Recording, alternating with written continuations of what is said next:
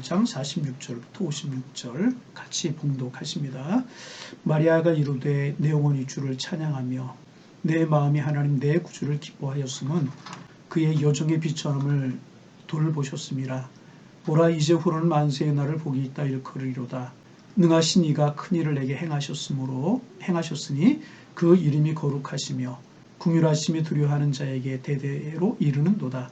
그의 팔로 힘을 보이사 마음의 생각이 교만한 자들을 흩으시고 권세 있는 자를 그 위에서 내리치셨으며 비천한 자를 높이셨고 주일 잃은 자를 좋은 곳으로 배불리셨으며 부자는 빈손으로 보내셨도다.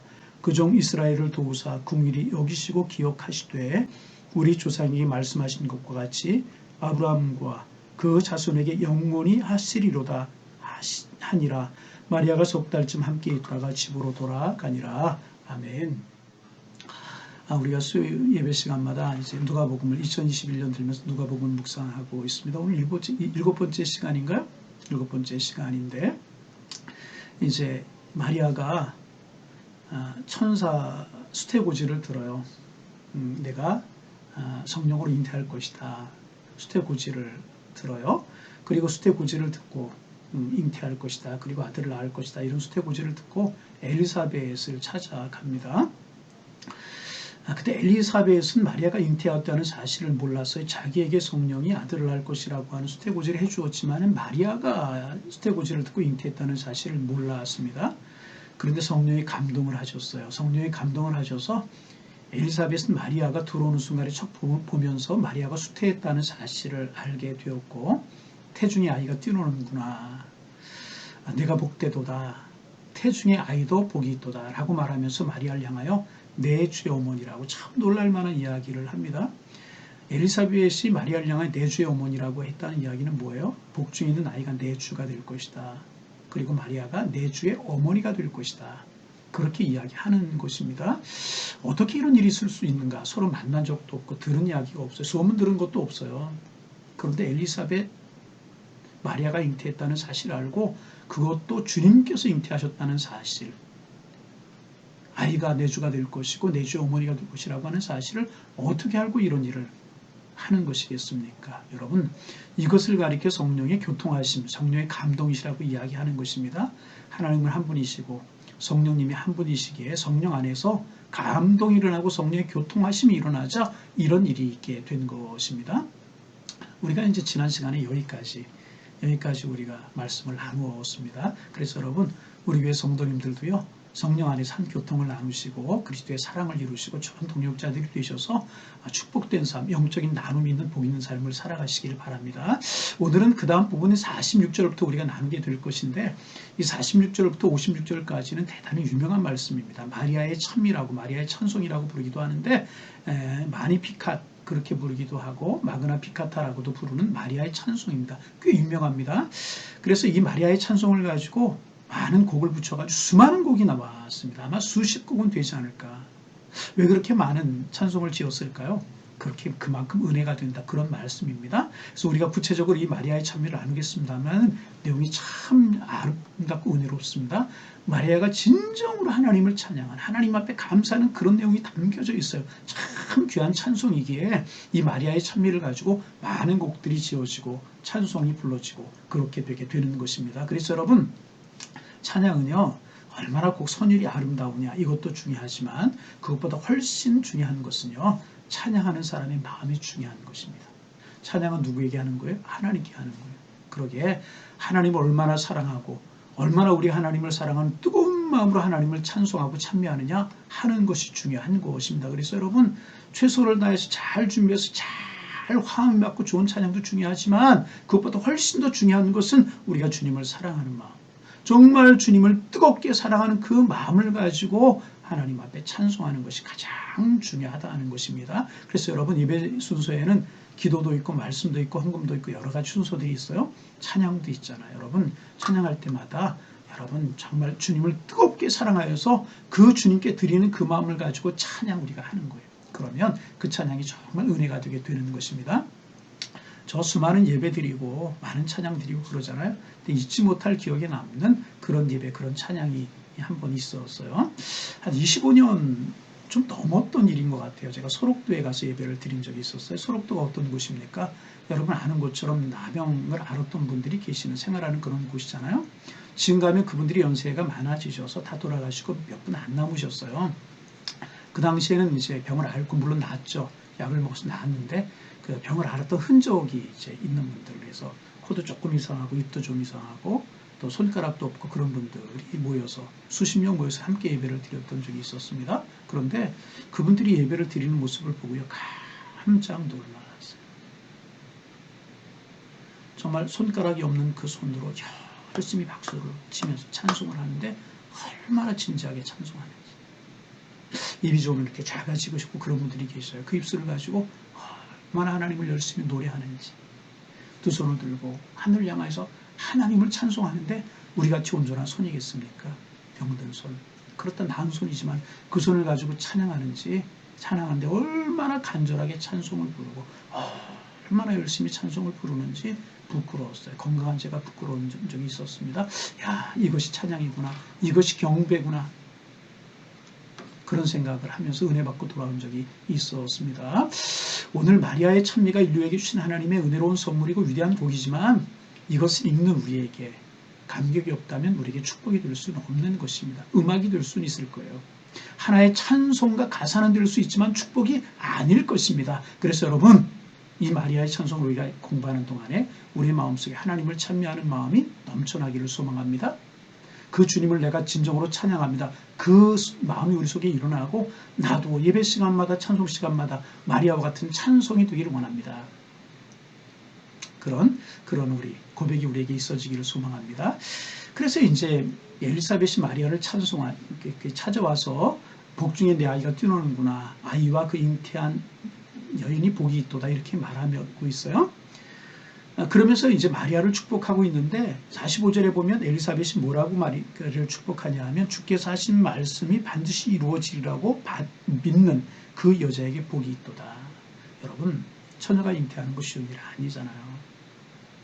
정원한 여인에게, 남자를 알지 못한 여인에게 아이가 잉태됐다. 이게 천사가 전해준다고 믿을 수 있는 이야기입니까? 하나님이 하신 일이라고 믿을 수 있는 일입니까? 그런데 마리아는 믿었다는 것입니다. 그 이야기 하고 있는 거예요. 엘리사벳이 그 이야기를 하고 있는 겁니다.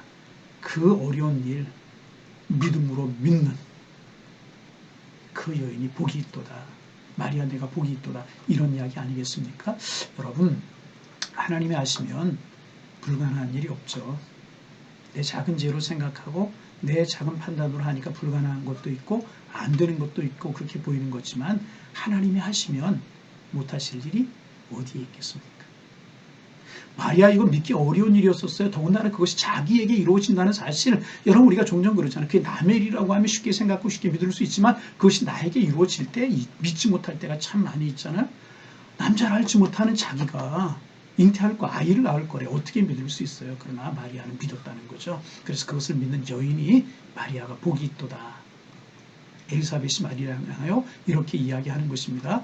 여러분, 믿지 못하는 자가 되지 말고 믿는 자가 되어서 정말 믿음으로 하나님을 기쁘시게 하고 믿음의 사람들에게 주는 은혜와 평강 누리며 살아가는 하나님의 사람들 다 되실 수 있기를 바랍니다. 믿음 없는 사람 되면 안 돼요.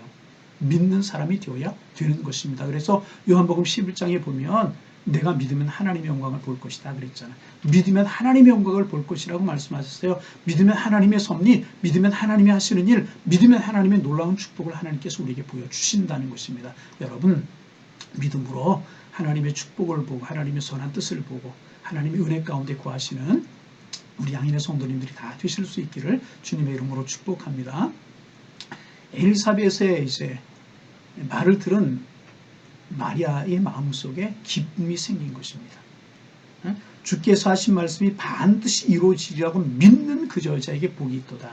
그러니까 마리아, 내가 복이 있는 여자야. 이렇게 엘리사벳이 이야기한 거잖아요. 그러자 마리아의 마음속에 기쁨이 생겼던 것입니다. 그래서 마리아가 기쁨으로 하나님을 찬미하기 시작하는 것입니다. 그것이 바로 오늘 우리가 읽은 누가복음 1장 46절부터 56절 은혜로운 마리아의 찬미가 시작이 되는 것입니다. 여러분, 우리가 이제 이 마리아의 찬미를 이렇게 계속해서 나누게 될 텐데 마리아의 찬미는 크게 세 부분으로 되어 있습니다. 첫째가 46절부터 50절까지입니다. 46절부터 50절까지가 첫 번째 부분이고, 두 번째가 51절, 52절, 53절이 두 부분이고, 세 번째 부분이 54절부터 55절까지입니다. 우리가 이제 한 부분 한 부분 나누어서 우리가 나누면서 하나님의 뜻을 찾고 하나님의 뜻을 발견해 갈 텐데, 마리아가 어떻게 찬양하고 있나를 보게 될 텐데, 오늘은 첫 번째 부분 46절부터 50절까지를 우리가 나누도록 하겠습니다. 이 첫 부분 46절부터 50절까지에서는 마리아가 하나님의 성품을 노래하고 있습니다.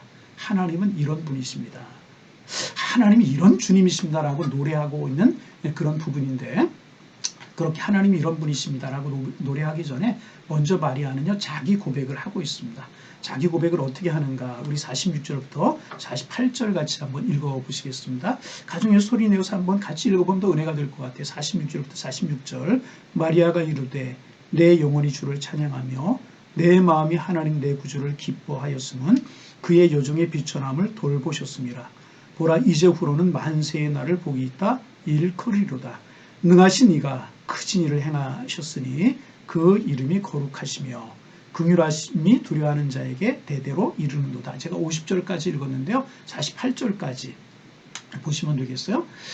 다시 한번 제가 46절. 마리아가 이르되 내 영혼이 주를 찬양하며 내 마음이 내 하나님 내 구주를 기뻐하였으면 그의 여종의 비천함을 돌보셨습니다. 보라, 이제후로 만세의 날을 복이 있다 일컬이로다. 여기까지죠. 먼저 마리아는 자기 이야기를 하고 있어요. 주께서 하신 말씀이 반드시 이루어지이다라고 믿는 여자에게 복이 있다. 엘리사벳이 이야기하자 마리아가 하나님을 찬송하는데 먼저 자기 고백을 하고 있는 것입니다. 자기가 어떤 존재인가, 그 고백을 하고 있어요. 두 가지로 마리아는 자기 자신을 이야기합니다. 하나는 자기를 비천한 여종이다. 그렇게 이야기해서 48절에 그의 여종의 비천함을 돌보셨습니다. 나는 비천한 여인이라는 거예요. 그리고 두 번째 뭐라고 고백하냐 하면, 보라, 이제후로는 만세의 날을 복이 있다 일컬이로다. 그렇게 이야기하고 있습니다.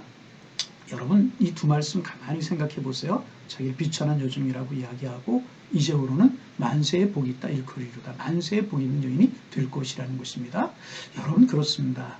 하나님의 임재가 그에게 임하기 전에 마리아는 어떤 여인이었습니까? 비천한 여인이었어요. 여러분 한번 생각해 보세요. 그 당시 나사렛은요, 저 후미진 시골 동네였었습니다. 그래서 그런 이야기 있죠. 나사렛에서 무슨 선한 것이 날 수가 있겠느냐, 그런 이야기 있잖아요. 그 정도로 나사렛은요, 정치, 종교, 문화, 경제 모든 면에서 후미진 동네였었습니다. 시골이었다는 거죠. 여러분, 그뿐이 아닙니다. 지금 요셉과 정혼했다고 하는 그 마리아와 정혼했다고 하는 요셉, 그 요셉이 어떤 사람입니까? 물론 다윗의 후손이었음이 틀림이 없어요. 다윗이 누구예요? 이스라엘의 훌륭한 왕이었잖아요. 왕 가문의 후예였음이 틀림없었어요, 요셉이. 그런데 지금은 완전히 몰락한 왕가, 누구도 기억해주지 않고 누구도 찾지 않는 완전한 몰락한 왕가의 후손이었습니다. 여러분, 비관한 예가 될지 모르겠지만은 우리나라의 마지막 왕이 고종황제이지 않았습니까? 고종황제의 후손들 우리가 누군지 지금 기억하고 알고 있나요? 몰라요. 잊혀졌어요. 마찬가지입니다. 요셉이 왕가의 후예임이 틀림이 없었지만 몰락한 왕가의 후예였었다는 것입니다. 누구도 찾아주지 않고 알아주지 않는 그런 사람이 요셉이었습니다. 그래서 목수일을 하면서 살아가던 요셉, 그 요셉을 만나서 당시 평민들이 그랬던 것처럼 고생하며 살다가 한 그런 여인이 마리아였다는 것입니다. 마리아는 저 시골에 사는 비천한 여인임이 틀림이 없었어요. 누구 이름 하나 알아주지 않는 그러한 여인임이 틀림이 없었습니다. 그런데 여러분, 그 다음 고백을 들어보세요. 이제후로는 만세의 복이 있다 일컬이로다. 이 말 여러분 어떻게 생각하세요? 이제후로는 하나님의 은혜가 내게 임하였다. 하나님의 사명이 내게 임하였다. 성령이 내게 임하셨다. 이제후로 내가 그래서 만세의 복이 있는 여인이 될 것이다. 이 말 여러분 어떻게 생각하십니까? 마리아가 정말 복 있는 여인이 되었습니까? 인간적으로 생각하면 어때요? 인간적으로 생각하면요, 이것은 여러분 절대로 복이 있는 일이 아니고요, 복이 있는 여인이 아니었었습니다. 여러분, 처녀가 잉태예요. 이게 복이 있는 일이에요? 인간적으로 보면 그렇지 않습니까? 그리고 마리아와 결혼하죠? 요셉이 일찍 세상을 떠났던 것 같아요. 그 어려운 가정 형편에 자식들을 먹여 살리느라고 마리아가 얼마나 고생했겠습니까? 그렇잖아요. 틀림이 없는 사실이에요. 그리고 큰 아들이라고 키워놓았더니 그 예수가 30살이 되어서 하나님의 부르심을 받았다고 전도해야 된다고 집을 나가요. 또 돌아다녀요. 이단 시비가 일어나요. 그 소식을 듣는 마리아의 가슴이 얼마나 아팠겠습니까? 그뿐입니까? 33살의 나이에 누명을 쓰고 십자가에서 비참하게 죽었습니다. 지난 시간에 말씀을 드린 것 같은데 마리아가 복 있는 여인이에요? 인간적으로 생각 복 있는 여인이에요? 박복한 여인이죠. 인간적으로 생각하면 이것보다 더 박복한 여인이 어디 있습니까? 이보다 불행한 여인이 어디 있어요? 어? 그렇게 고생해서 키워놨더니 33살에 누명 쓰고 그렇게 죽어요. 어머니 앞에서 죽은 아들을 보는 어머니의 마음이 어떠했겠습니까? 틀림없이 박복한 여인입니다. 그렇잖아요. 이보다 더 박복한 복이 없는 여인이 어디에 있습니까? 그런데 마리아는요. 이제후로 만세에 복이 있다 일컬어지리로다. 이렇게 말하고 있습니다. 무슨 뜻입니까?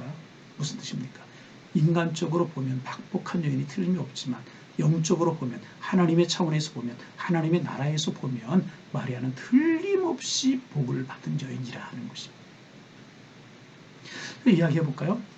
이스라엘에 가면 나사렛 가게 되어 성순례 하면 쭉 이제 예수님의 행적을 따라 다니게 되는데 나사렛이라고 하는 곳에 가게 되는데 나사렛에 가면 굉장히 큰 제가 한 오래전에 이제 갔을 때 동양에서 제일 큰 교회라고 그렇게 한 이야기가 지금 기억이 나요.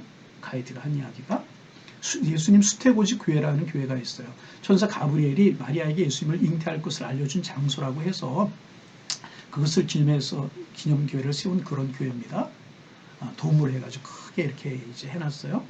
그런데요, 하루에도 아마 수만 순례객들이 찾는 장소가 되었어요. 유명한 장소가 되었잖아요. 그리고요, 거기서 인상 깊었던 게 몇 가지가 있는데 하나가 뭐냐 하면 이제 본당 앞에 나오면 벼락이 담이 있어요. 이렇게 쭉 있는데 그 벽에 마리아들이 쭉 있어요. 각국의 마리아가 다 있어요. 영국 마리아, 독일 마리아, 미국 마리아. 우리나라 마리아도 있는 거 알았어요. 어떻게 제가 우리나라 마리아를 알아볼 수 있었을까요? 제가 기도를 많이 해보니까 하나님이 저거 한국 마리아다 그렇게 가르쳐 주셔서 제가 한국 마리아인 것을 알았겠습니까? 그렇지 않고요. 가보니까 각자 자기 나라의 고유한 의상을 입고 있는 거예요. 그런데 한국 마리아는 뭘 입고 있었을까요? 한복을 입고 있었어요. 그래서 한국 마리아다 금방 알 수가 있었죠. 그렇게 마리아는 더 이상 비천한 여인이 아니더라는 것입니다. 여러분 천주교 생각을 해보세요. 천주교는 조금 지나친 면이 있어요. 사실 여러분 예수님이 위대하시니까 그 예수님을 낳은 마리아가 통로로 쓰임받은 마리아가 귀한 것이지 마리아가 귀해서 예수님이 귀한 것 아니잖아요. 천주교에서는 조금 마리아를 지나치게 높이는 면이 없기는 없어요. 그러나 마리아를 그렇게 높이잖아요. 여러분 지금 인류를 살아가는 사람 중에 마리아를 모르는 사람 얼마나 될까요? 물론 공산권이나 기독교가 들어가지 않은 공산권이나 기독교를 바탕하는 공산권이나 아주 극심한 이슬람 교도들은 아마 마리아 모를 거예요. 그러나 그 외에는 아마도 마리아를 모르는 사람 별로 없을 것이라는 것입니다. 더 이상 마리아는 비천한 여인이 아니라는 거예요. 만세에 복이 있는 여인이 되었다는 것입니다. 지금까지도 그의 이름이 귀하게 여겨졌지만 이제후로도 주님 오시는 그날까지 마리아의 이름은요 복이 있는 여인으로 일컬어지게 될 것이라는 것입니다. 그 이유가 무엇입니까? 복이 있는 여인으로 일컬어진 이유가 무엇이냐고 말입니다. 단 한 가지 하나님의 아들 예수님께서 인류의 죄를 구속하시기 위해서 대속자로 오시는 예수님께서 이 땅에 오시는 일에 도구로 쓰임 받았기 때문에 마리아는 복이 있는 여인이 된 것입니다. 하나님이 하시는 일, 하나님의 섭리 속에 격려 속에 쓰임 받는 여인이 되었기 때문에 마리아는 복 있는 여인이 되게 된 것이라는 것입니다.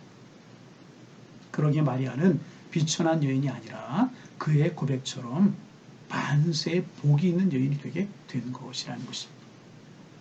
이전에도 그랬지만 주님 오시는 그날까지 복이 있는 여인으로 불려지게 될 것이고요. 복이 있는 여인으로 사람들의 마음속에 기억이 되게 될 것이라는 것입니다. 그 이유가 뭐라고요? 딱 한 가지. 하나님의 귀한 일에 쓰임받았기 때문에 하나님의 아들 예수님께서 십자가를 지시고 우리의 죄를 대속하시기 위해서 이 땅에 오시는 그 일에 선한 도구로 쓰임 받았기 때문에 마리아는 복이 있는 여인이 될 수가 있었다는 것입니다. 하나님 앞에 쓰임 받았기 때문에. 여러분 그렇습니다. 어떤 인생이 복 있는 인생입니까?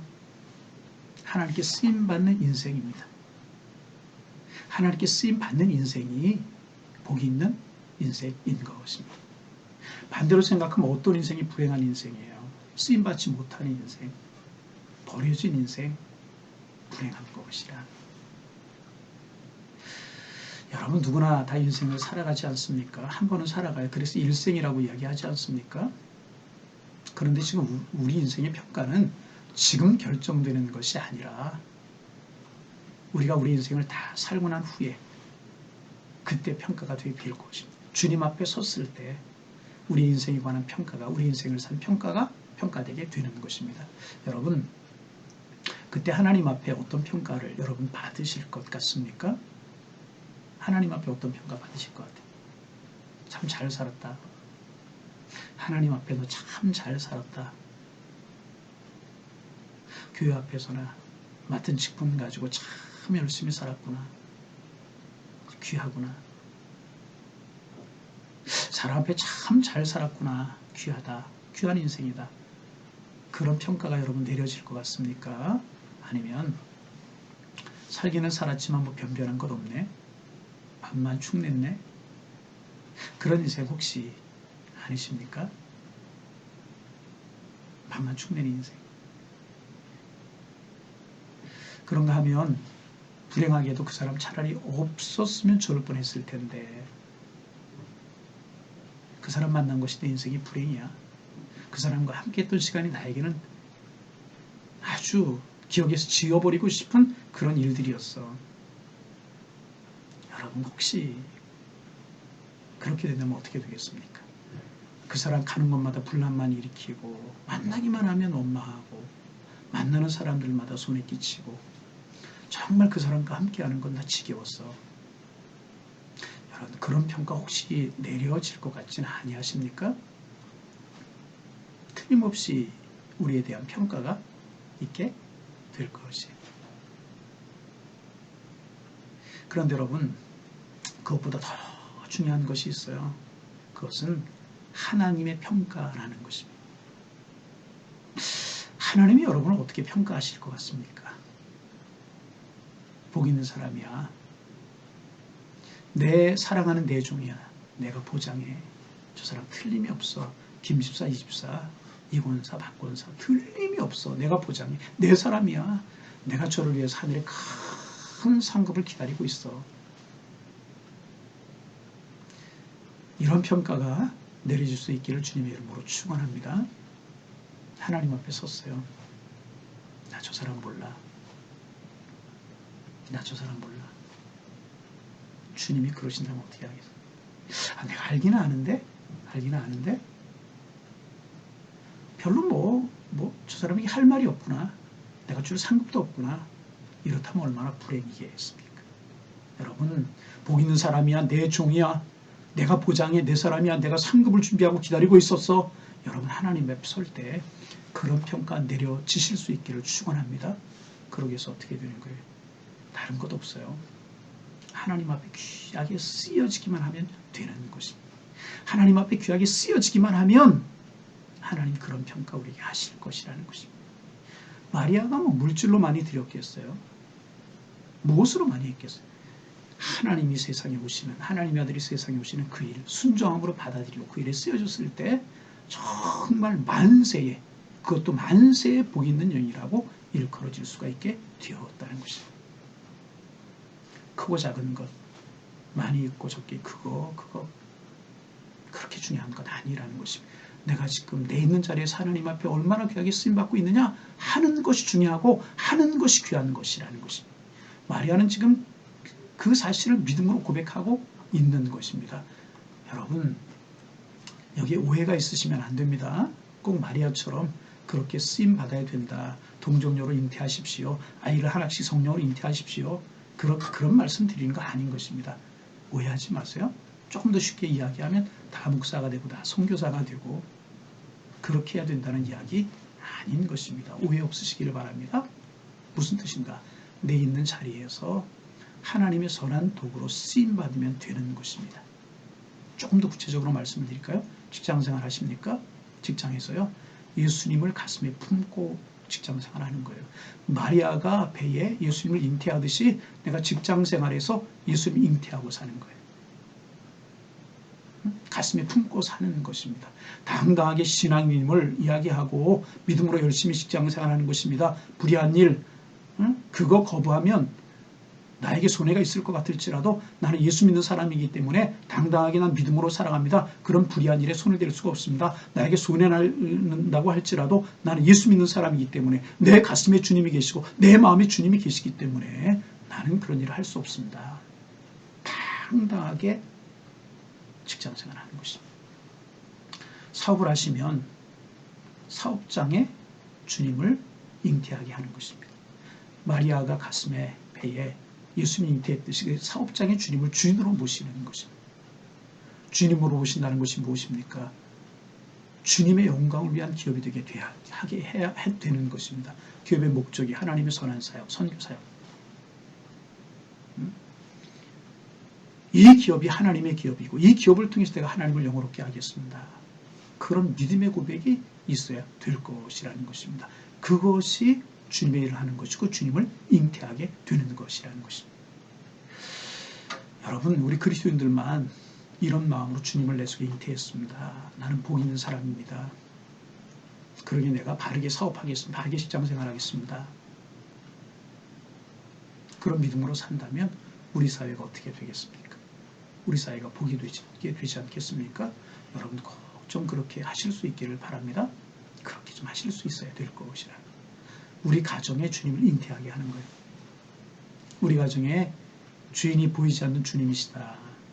그리고 모든 것을 믿음으로 결정하고 모든 것을 말씀으로 결정하고 모든 것을 믿음으로 하는 것입니다. 우선순위 1번을 주님으로 보는 모든 일을 결정할 때 주님의 말씀이 1번이 되는 거예요. 그게 주님을 잉태하는 것이고 그게 주님 앞에 쓰임받는 것이라는 것입니다. 목사가 되고 선교사가 되고 어떤 일을 그것만이 주님의 선한도가 되는 것이 아니라 내 삶의 자리에 주님을 잉태하듯이 가슴에 품고 살아가는 거예요. 주님 가슴에 품고 믿음으로 살아가는 것이 믿음으로 일하는 거예요. 믿음으로 사업을 경영하는 거예요. 믿음으로 자녀 키우는 거예요. 믿음으로 공부하는 거예요. 여러분 자녀들을 공부하는 목적도 예수님 가슴에 잉태하게 하세요. 예수님 너를 사랑하신다. 그렇게 하셔요. 그게 예수님 잉태하는 것이라는 것입니다. 지금 여러분이 어떤 일을 하시든지 그 일 속에 주님을 품으시기를 바랍니다. 주님이 잉태하듯이 품고 하시기를 바랍니다. 그러면 하나님께서 복이 있다고 인정해 주시고요. 복이 있는 여러분이 되도록 여러분을 축복해 주실 것이라. 여러분 한 가지 이야기만 더 합니다. 몇 번 말씀드렸던 것 같은데 제가 이제 예수님이 탄생하신 베들레헴 마리아 요셉이 호적하기 위해서 베들레헴에 갔잖아요. 원래 이제 요셉이 마리아의 후손이기 때문에 본적지가 베들레헴이에요. 다윗의 고향이. 그리고 이제 나사렛에 가서 살게 된 거예요. 근데 로마 황제가 호적하라. 인구조사를 위해서 호적하라. 명을 내리자 본적지인 베들레헴으로 이제 호적을 하러 간 겁니다. 거기서 한 통이 왔고 마리아가 해산하게 되지 않습니까? 그리고 누우실 곳이 없어 말구에 탄생하게 되는데 그 자리에 지금 이제 예수님 탄생교회가 베들레헴에 아름답게 세워졌어요. 2번 제가 가봤는데 참 거기 가서 많은 은혜 받았어요. 예수님 탄생하신 자리를 보면서 내가 뭔데 예수님 나의 죄를 위해서 십자가에 달려 돌아가 죽기 위해서 이 땅에 오셨는가? 영롱한 하늘의 별을 버리시고 보좌를 버리시고 이 땅에 이렇게 오셨는가? 그런 생각하면서 많이 눈물도 씻고 울기도 했어요. 그런데 몇 년 전에 우리 교회 교인들하고 그곳을 찾았을 때요. 그 예수님 탄생교회 들어가기 위해서 몇 시간을 기다렸어요. 각국에서 얼마나 많은 사람들이 오는지. 그래서 예수님 탄생한 자리도 잠깐 보고 나오고 잠깐 보고 나오고. 제가 한 20몇 년 전에 갔을 때 그렇지 않았거든요. 그래서 찬송도 하고 기도도 하고 그랬거든요. 순례객들이 얼마나 많은지. 그래서 우리 교인들 잠깐 들어갔다 우리 교회 한 26명 분이가 그렇게 가서 사진 찍고 기도하고 나오고 이제 그랬어요. 그래서 그냥 돌아오기가 좀 서운해서 제가 베들레헴 앞에 광장이 넓습니다. 광장 앞에 우리 교인들도 그렇게 서게 했어요. 거기서 하나님을 찬송했어요. 고요한 밤 거룩한 밤 캐롤 찬송 불러서 기쁘다 구주 오셨네 이런 것도 부르고 그냥 찬송도 하고 그래 마음에 감동이 그래 다 꿀안지라고 그랬어요. 그래서 우리 돌로 된 보도부르기 돌로 된 거 있잖아요. 외국에 나가면 보도부르기 돌로 된 데가 많아요. 돌에 꿀안져가지고 찬송하고 기도했어요. 한참 찬송하고 기도하고 눈을 떴더니 우리의 주변에 카메라를 든 사람들이 우리 숫자보다 더 많은 거예요. 우리 기도하고 찬송하는 거 많은 사람들이 찍는 거예요. 그래서 이게 뉴스에 나올 줄 알았어요. 근데 안 나왔어요. 그랬던 적이 있었는데 베들레헴 그 예수님 탄생교회 가서도 제가 그런 생각했어요. 베들레헴은 시골이에요. 시골 동네. 떡집이라고 하는 촌동네였었어요.